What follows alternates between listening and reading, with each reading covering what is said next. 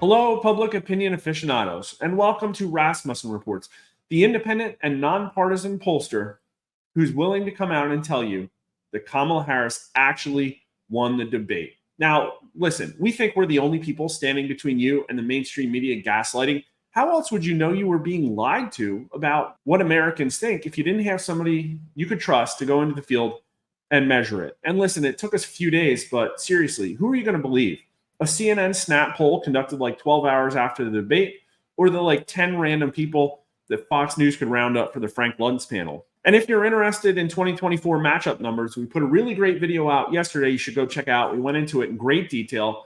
Spoiler alert, Trump is still winning by 2 points, but at the end of this video, we will have the latest overnight results. And here they are. On September 10th, Kamala Harris and Donald Trump participated in a televised presidential debate. How much of it did you watch? 55% say all of it, 16% say most of it. Combined total is 71%. That's like 110 million people. Now, obviously, that is bigger than the combined rating of all of the sources that aired the debate, although a lot of people probably watched recaps or clips or things on YouTube or TikTok. But why we asked this kind of question is to see who watched it most, and it wasn't 18 to 39-year-olds. They were least interested. Only 63% of them say they watched most of it, but look at this 65 and older crowd. Black and Hispanic voters were also more likely to say they watched it than white voters, and Democrats tuned in more than Republicans or independents, who tuned in about equally.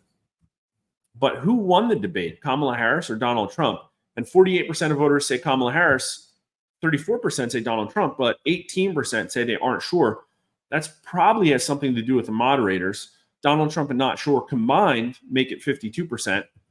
Women more than men say Kamala Harris won, although among men it's still a plurality. And there's not really much of an age signal, but there's a pretty big race signal. Black voters say Kamala Harris won 60 to 29%. That's almost identical to the matchup numbers, basically. Although Hispanic voters are much more open-minded. They say Kamala Harris won by 51% to 33%. Their numbers are a lot tighter. I think Trump was only down 4 in the matchup numbers yesterday. And keep in mind, some of these results are from the same poll. This is the last 3 nights of data. The matchup yesterday was the last 5 nights of data. 81% of Democrats say Kamala Harris won, 11% say Donald Trump. But Trump only gets 66% of Republicans, although only 12% of Republicans say Kamala Harris won. But independents say Harris, 49% to 25%. But again, look at that not sure signal, 26%. Now, we can go out to the far right, and this is what I find is fascinating. The people who say they watched all of the debate, did they really sit there and watch all of it? I guess we'll never know. But those people say Kamala Harris won 57% to 34%. Again, Democrats were more likely to say they watched all of it than everybody else. But still, 57% to 34%. Except people who say they watched most of it say the candidates were essentially tied. Pretty fascinating. Oh, look at this. Sorry to skip around. 80% of Biden's strong approvers say they watched all of the debate. Wow. That's fascinating. Everybody else, this averages out to probably like 47, 48%. So everybody else, it's less than a majority. Okay. That's why the people who say they watched all the debate think Kamala Harris won it, 57% to 34%. But during the debate, who told more lies? 46% say Donald Trump, but 45% say Kamala Harris. So it's basically a wash here. That's fascinating. Not much of an age, gender, or race signal. Black and Hispanic voters are more likely to say Donald Trump lied. I guess that's a signal. But then look at the party numbers. This is hilarious. 68% of Democrats say Trump, 26% say Kamala Harris. It's the exact opposite among Republicans. And then it's tied among independents. They say by 1 point, Kamala Harris lied more. Although people who say they watched all of the debate, again, mostly Biden strong approvers, it also still say it's kind of a tie, 50% to 47%. Although people who watched most of the debate still think Trump lied more. That's really crazy because a lot of people who watched know that part of the issue was the asymmetrical fact checking, which I think is objectively fair to say. But here we go. How would you rate the job done by the debate moderators? and only 22% say excellent. 25% say good. Now, I wish we had asked about the moderators back during the Biden debate because I think they were pretty even keeled. Unfortunately, we won't have numbers to compare those two. But I can say that these are not very high as far as ratings go. 47% combined excellent or good compared to a 38% poor and a 49% fair or poor. And the people that rate moderators the worst are obviously Republicans. Although only 34% of Democrats say they did an excellent job. Maybe they wanted the moderators to fact check Trump more. But a combined total of 74% say fair or good. But 61% of Republicans say poor, as do 44% of independents.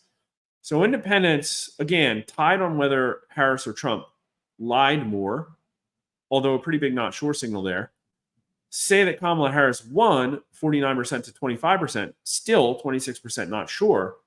But very clearly, they think that the moderators did a bad job. 56% combined fair and poor compared to only a 40% combined excellent or good. And let's go back out to people who watched all the debate. Again, 80% of Biden's strong approvers say they watched all of it, but still only 51% of them give the moderators a combined excellent or good. Again, some of these people are mad they got involved. Other people are mad they didn't get more involved, I guess. But 39% said poor. Among Joe Biden's strong approvers, oh yeah, here we go. The Joe Biden strong approvers love the moderator performance. 90% of them say excellent or good. 53% say excellent. Good job. Shut down Donald Trump. Don't let him say his lies. The strong disapprovers, 78% say that moderators did a poor job.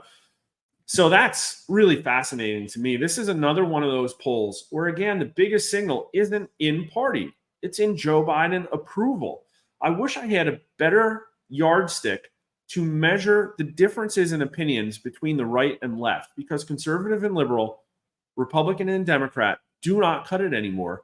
It's whether or not you love Joe Biden or hate him. What is the proxy for that? Please tell me. Come to Mark_R_Mitchell at Twitter and give me ideas for questions to put into the field. Some of it can be explained by religion, but not all of it. There's something deeper and more fundamentally different between people who trust Joe Biden and, by extension, his regime, and people who do not. And here are the overnight results. And it was Trump +5 last night. And I will say the 5-period moving average comes out to a +3 race, just where Atlas Intel has it now, even though the results we put out yesterday were Trump +2. This thing is noisy. It's got a ±5-point margin of error. Everybody watching here knows that. We expect to see statistical swings, but the idea is that over time, you get an idea of where the real average is, and you can see trends. And the one thing I tell people, and the reason this is important, is because what we're seeing on this chart does not match what you're seeing on the front page of MSNBC right now. They're trying to manufacture artificial momentum. When looking back, if anything, you can't really say Kamala Harris has momentum. She literally hit a ceiling the day her DNC ended, and Donald Trump is up since that day, since RFK joined his campaign. But really, I mean, maybe that one overnight blip of a -6 could have been response bias. That could have been a gut reaction to the debate, but it doesn't look like it had any impact at all. And also, let's not forget, there was an assassination attempt in there. So to me, what this looks like is that the race is really locked into Trump +2. And him getting shot in the head, a candidate switcheroo, the DNC, all of those VP picks, another assassination attempt, and a stunning and brave debate performance didn't really change anything. Yeah, sorry, let's go to the videotape one more time. I thought this was hilarious. And we have one of my followers on Twitter to thank for this. And if you haven't seen it before, this is the graphic that 538 put out after the 2020 election that shows polling accuracy. Now, I didn't go through and check this guy's homework, but it's stack ranked by average pollster error as calculated by Nate Silver at 538. And Atlas Intel, who currently has Trump +3, is at the top. We're not far behind. We did a pretty good job in 2020, even though everybody calls us a far-right pollster, we were actually 2 left. I wonder if this is really picking up that signal or if this is based on the final call. This is probably based on the final call. But I guess my point is there's a lot of ways you can measure pollster accuracy. This is just one of them. You could probably quibble about some of the numbers here, but all the people at the top who in 2020 were most accurate show Trump winning right now. I think there is an RMG research Harris +4. But everybody below us, everybody less accurate than us, has Harris winning. I mean, okay, New York Times Siena, wow, 5.47 average polling error. They do have it as a tie right now, but you just don't get this kind of red at the top, blue at the bottom pattern in a system that's statistically balanced. Like, listen, if you're rolling dice, you're going to have numbers on top of the average, you're going to have numbers below the average. But for some reason, it always seems like the errors lean one way. So there you have it. I can also proudly report that I stayed up till 1 a.m. last night tweeting while I also put 10 state polls into the field. All the dialing's done. We got a great response. So each one of these is going to be 1,000 to 1,100 likely voters it's shaping up to look like.